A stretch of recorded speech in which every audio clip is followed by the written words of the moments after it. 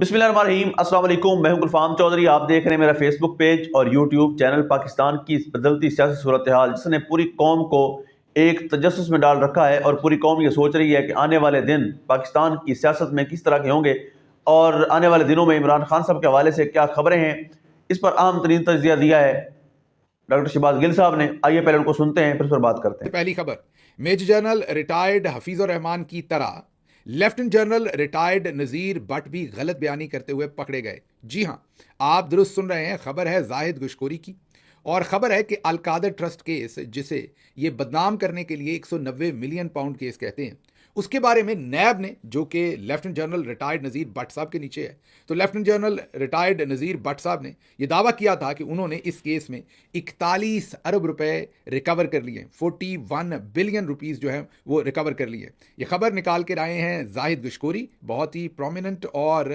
बहुत ही senior journalist हैं और अक्सर अंदर की खबरें निकाल कर लाते हैं।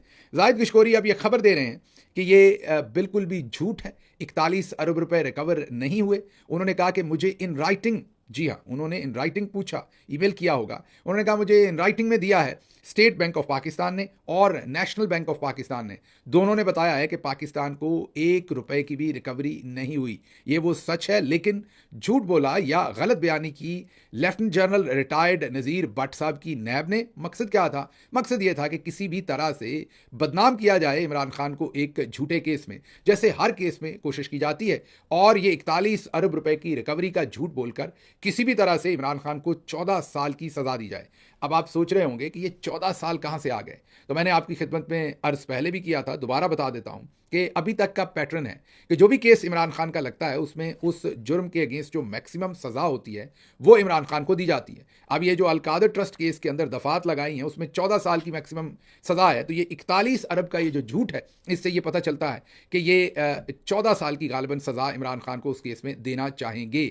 अच्छा, ये जो गलत बयानी है ये बिल्कुल उसी तरह की है जैसी major general retired Hafizur Rehman साहब ने की थी और लिख कर की थी। जी हां, लिख कर की थी, बयाने हल्फी जमा करवाया था, मीन हल्फ पर झूठ बोला था। जब जस्टिस बाबर सत्तार एक मुकदमा सुन रहे थे, मुकदमा क्या था कि पाकिस्तानियों की कॉल्स इंटेलिजेंस एजेंसीज रिकॉर्ड करती हैं कि नहीं, क्योंकि ये पीटीए के चेयरमैन हैं जो major general retired Hafizur Rehman है। तो इनको इस्लामाबाद हाई कोर्ट ने बुलाया था, पूछा था कि आपने इजाज़त दे रखी है। इन्होंने बाकायदा अपने नौरानी चेहरे के साथ लिख कर जमा करवा दिया अदालत में कि हम बिल्कुल रिकॉर्डिंग नहीं करते और ऐसी कोई इजाज़त नहीं दी गई और ऐसी कोई रिकॉर्डिंग नहीं होती। बाद में अदालत ने जब टेलीकॉम कंपनीज को बुलाकर पूछा, ये जितनी भी cell phone mobile phone companies हैं, आप जिनके मोबाइल फ़ोन्स इस्तेमाल करते हैं, सर्विस इस्तेमाल करते हैं जिनके, उन सबको बुलाकर पूछा तो उनके वकीलों ने कहा जी कि बिल्कुल रिकॉर्डिंग होती है, पीटीए के अहकामात पर होती है और गालिबन 36 लाख पाकिस्तानियों की कॉल्स रिकॉर्ड की जाती हैं। उन्होंने बताया कि सिस्टम हमने अपने पैसों से लगाया है, लेकिन उसकी एक्सेस जो है वो पाकिस्तान की इंटेलिजेंस एजेंसीज के पास है। वो जब दिल करता है डायरेक्टली इसे रिकॉर्ड करते हैं और उन्हीं को पता होता है किसकी कॉल्स वो रिकॉर्ड कर रहे हैं। ये बताया जब टेलीकॉम कंपनीज ने, तो फिर केस खुल गया भाई हफीजुर रहमान के खिलाफ के भाई साहब आपने यहाँ झूठ कैसे बोल दिया। अब होना तो ये चाहिए था कि उनके खिलाफ कार्रवाई होती, उनसे इस्तीफा लिया जाता, पहले जहाँ से वो रिटायर्ड हुए हैं वहाँ पर उनके खिलाफ महकमाना कार्रवाई होती, लेकिन ऐसा कुछ नहीं हुआ। ऐसा होने की बजाय जस्टिस लानत, जी हाँ, जस्टिस लानत ने उनको फिर रिलीफ दिया और एक टेम्परेरी रिलीफ ये दिया कि स्टे ऑर्डर दे दिया उस केस में, वरना जस्टिस बाबर सत्तार गालिबन उनकी मिसाल बना देते। अब उन्हीं के नक्शे कदम पर चलते हुए जो lieutenant general retired Nazir Butt हैं, उन्होंने ये 41 अरब रुपए रिकवर करने का झूठ बोला, गलत बयानी की। देखते हैं इनको अब आगे चलकर मामला इस सिमत में क्या होते हैं। आगे मेरे पास खबर अमेरिका से आपके पास, और खबर है प्रेसिडेंट ट्रंप के बारे में, जिनके ऊपर एक बहुत संगीन केस चल रहा था। संगीन इसलिए कि उसका ट्रायल चल रहा था और अब वो सजा पे पहुंच गया था। पूरे अमेरिका में इस बात का शोर था कि कहीं उनको जेल ना भेज दिया जाए। खैर, जो जज साहब थे इस मुकदमे के, उन्होंने अब से चंद दिन पहले ये बता दिया था कि जेल नहीं भेजूंगा, शायद फाइन हो जाए। लेकिन अब उन्होंने जो फैसला किया है उसमें उन्होंने ना ही ट्रंप को कोई सजा दी है और ना ही जुर्माना किया है। हाँ, सिर्फ वर्बल किस्म की सजा दी है, उन्होंने उन्हें अनकंडीशनल डिस्चार्ज किया है। अच्छा, ये खबर इतनी बड़ी नहीं है आपके लिए, लेकिन इसमें बहुत बड़ा सबक है हमारे चौधरी निज़ामुद्दीन के लिए कि वो अपने आप को, पाकिस्तान की इकॉनमी को, पाकिस्तान के समाज को, पाकिस्तान की रियासत को फ़ायदा दे सकते थे अगर वो भी उसी तरह से सोचते जैसे इस मुकदमे को सुनने वाले जज ने सोचा। आप सोचेंगे इन दोनों बातों में क्या एक दूसरे के साथ मुवाजना है। मैं बताता हूँ, पहले बैकग्राउंड बता दूँ। सदर ट्रंप के ऊपर केस ये था कि उन्होंने, एक पोर्न स्टार थी पोर्न स्टार जिन लोगों को नहीं पता, हमारी माएँ बहनें बुजुर्ग जो हैं, जो गंदी फिल्में होती हैं, न्यूड फिल्में होती हैं, उनमें जो काम करने वाले स्टार्स होते हैं या उसमें काम करने वाले एक्टर्स, उनको पोर्न स्टार कहते हैं। खैर हमारे तो आपको पता है चौधरी निज़ामुद्दीन सभी की पोर्न मूवीज़ बनाते रहते हैं। हाजी, नमाजी, बुजुर्ग, नौजवान जो काबू आ जाए, सियासतदान से लेके जजेस से लेके पार्लियामेंटेरियन से लेके ब्यूरोक्रेट, तमाम जर्नलिस्ट, सभी की जो बेचारा जहाँ कहीं जाता है, हलाल काम कर रहा हो या हराम कर रहा हो, दोनों बनाते हैं। अच्छा चले हराम की तो फिर भी समझ आती, ब्लैकमेल करना है, उनकी बेगमात के साथ भी वीडियोस बनाई जाती हैं ताकि बाद में इस बात पर भी ब्लैकमेल किया जा सके। तो हमारी तो एक अपनी ही पोर्न इंडस्ट्री आपको पता खुली हुई है। लेकिन यहां पर एक पोर्न स्टार थी, शायद उनका नाम था स्टॉर्मी डैनियल। उनके बारे में केस ये था कि उसने ये इल्ज़ाम लगाया था कि सदर ट्रंप का मेरे साथ सेक्सुअल रिलेशनशिप रहा और उस रिलेशनशिप की कुछ तफसीलात बताई।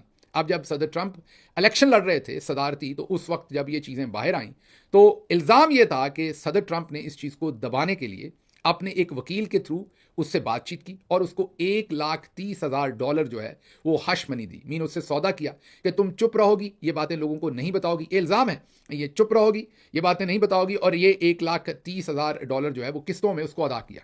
फिर इल्ज़ाम यह है कि वो खामोश रही और वो सौदा पूरा हो गया और 1,30,000 वो जो वकील साहब थे वो उसको देते रहे और उन्होंने वो पूरी अदायगी कर दी। अब इल्ज़ाम क्या है, हुकूमत को इस पर मसला क्या, क्योंकि ये तो दो इंडिविजुअल्स का मामला है। हुकूमत को मसला ये है कि सदर ट्रंप ने बाद में वो $1,30,000 जो था वो अपने वकील को वापस किया, लेकिन जब वापस किया तब अपने बिजनेस रिकॉर्ड में उसे बिजनेस लीगल एक्सपेंस के तौर पर लिख दिया।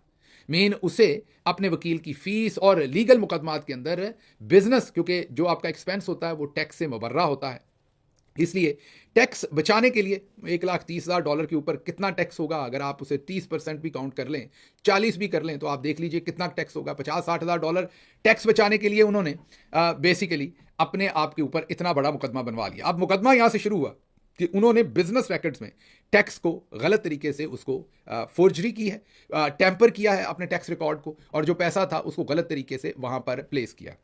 अब जब ये सारा काम हो गया और ट्रंप साहब के ऊपर ये केस खुल गया, जाहिर है वो अपोजिशन में थे जब ये केस बना, सदर बाइडन की गवर्नमेंट के दौरान बना, 34 काउंट्स के ऊपर उन्हें, या 34 वजूहात की वजह से उन्हें उन पर फर्द जुर्म आयद की गई, या इन वजूहात पर उन्हें सज़ा हो सकती थी, उन्हें जेल भी हो सकती थी, उन्हें फाइन भी हो सकता था। और फिर अदालत ने यह कहा कि यह जुर्म साबित होता है, कुछ ना कुछ इसके अंदर जो सच्चाई थी और ये जुर्म साबित होता है, तो उनको सज़ा देनी थी अदालत ने। लेकिन अब जज ने हैरान कुन हद तक जो फैसला किया है, वो फैसला ये किया है कि वो उन्हें अनकंडीशनल डिस्चार्ज कर रहे हैं, मतलब कोई सज़ा नहीं, कोई फाइन नहीं, उन्होंने ये जुर्म किया लेकिन अनकंडीशनल उन्हें मैंने डिस्चार्ज कर दिया। अब आप सोचेंगे जज साहब ने क्या बादशाह सलामत है? नहीं, वो बादशाह सलामत नहीं है। उन्होंने मंतक की बात की है। उन्होंने कहा कि इस केस ने बहुत ही ड्रामाई अंदाज में करवट और टर्न लिए हैं। उन्होंने कहा कि केस तो मेरे सामने था और इस पर शायद सजा भी दी जा सकती थी, लेकिन एन जब ये ट्रायल चल रहा था, ये गौर से, ये चौधरी निजामुद्दीन साहब के सुनने की बातें हैं, उन्होंने कहा कि एन जब ये केस चल रहा था और इससे पहले कि हम सजा देते, अमरीकी अवाम ने सदर ट्रंप को अपना लीडर चुन लिया, उन्होंने अपना मैंडेट सदर ट्रंप को दे दिया। अब अगर मेरी अदालत सदर ट्रंप को जेल भेजती है तो अमरीकी अवाम की तौहीन होगी, क्योंकि हम उस दफ्तर में इंक्रोचमेंट कर जाएगी अदालत।